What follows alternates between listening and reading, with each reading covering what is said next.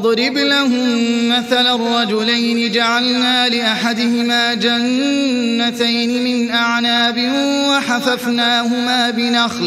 وحففناهما بنخل وجعلنا بينهما زرعا كلتا الجنتين آتت أكلها ولم تظلم منه شيئا وفجرنا خلالهما نهرا وكان له ثمر فقال لصاحبه وهو يحاوره أنا أكثر منك مالا وأعز نفرا ودخل جنته وهو ظالم لنفسه قال ما أظن أن تبيد هذه أبدا وما أظن الساعة قائمة ولئن رددت إلى ربي لأجدن خيرا منها منقلبا قال له صاحبه وهو يحاوره أكفرت بالذي خلقك من تراب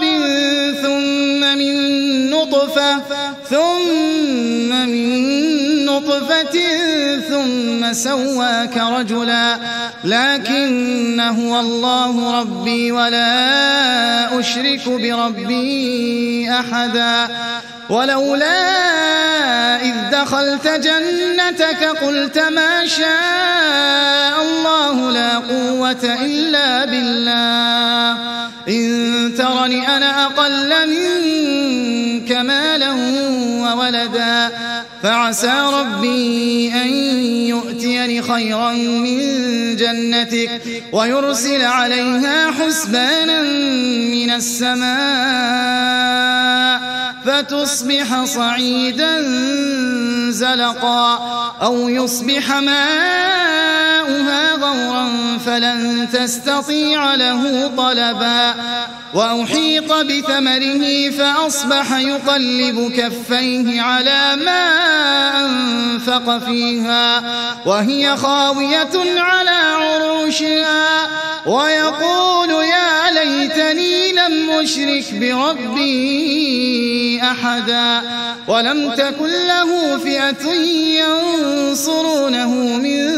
دون الله وما كان منتصرا هنالك الولاية لله الحق هو خير ثوابا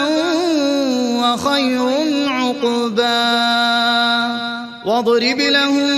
مثل الحياة الدنيا كماء أنزلناه من السماء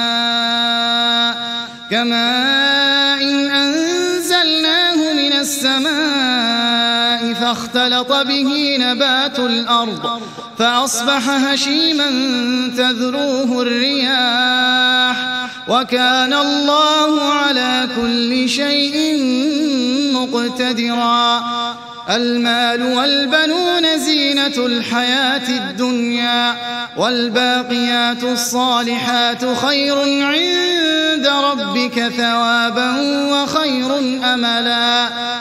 ويوم نسير الجبال وترى الأرض بارزة